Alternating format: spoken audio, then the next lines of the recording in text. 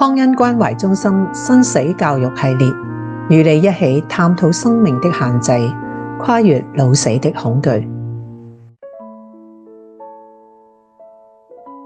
為什麼說對不起這麼難？點解講對唔住咁難呢？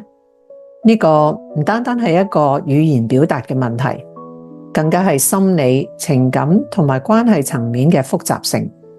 背後嘅原因包括唔同嘅層面。第一，認錯觸碰咗我哋嘅自我形象。對好多人嚟講，道歉就好似喺度承認我錯咗，我唔夠好。呢個會動搖咗我哋對自己嘅能力、品格同埋價值嘅睇法。所以講對唔住，有時係意味住我哋嘅自我價值感受到威脅。第二，係恐懼失去權力同埋地位。喺人際互動同埋權力結構裏面，道歉可能會被視為示弱嘅行為。呢個喺家庭、職場，甚至乎朋友之間都可能出現。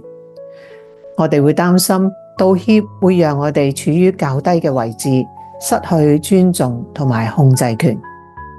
第三，係冇辦法處理羞愧感。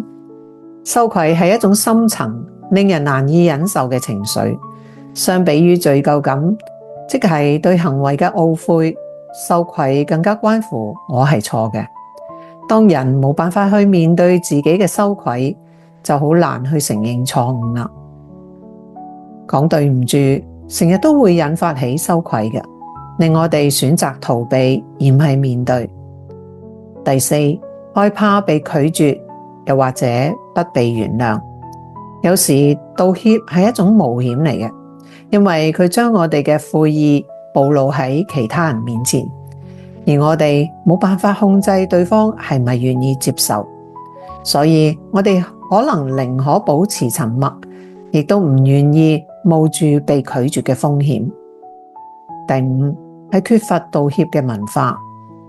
有啲人從小至大都未學習到點樣嚟到建立健康嘅道歉，佢哋可能處於一種道歉係唔需要，又或者輸咗就等於係丟臉或者冇面子嘅文化裏面。咁當道歉唔被視為成熟或者負責任嘅行為嘅時候，就好難跨出嗰一步啦。第六，係自我辯護嘅本能。人喺面對指責嘅時候，第一個通常嘅反應往往係為咗自己嚟到辯解，呢個係出於自我嘅保護機制。呢種防衛機制會讓人難以誠實嘅嚟到睇到自己嘅過錯。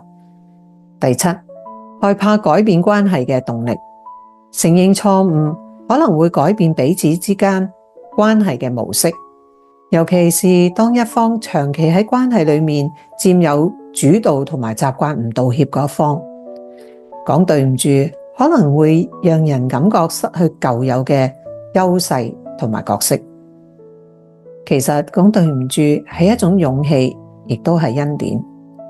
道歉唔代表你失敗，而係代表你夠勇敢，睇到自己亦都可能會傷害其他人。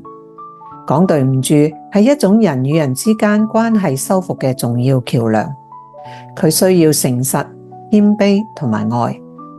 當我哋了解講對唔住感到困難背後嘅深層意義之後，讓我哋學習放下不必要嘅心理防線，提出勇氣，向我哋曾經傷害過、得罪過嘅人講對唔住。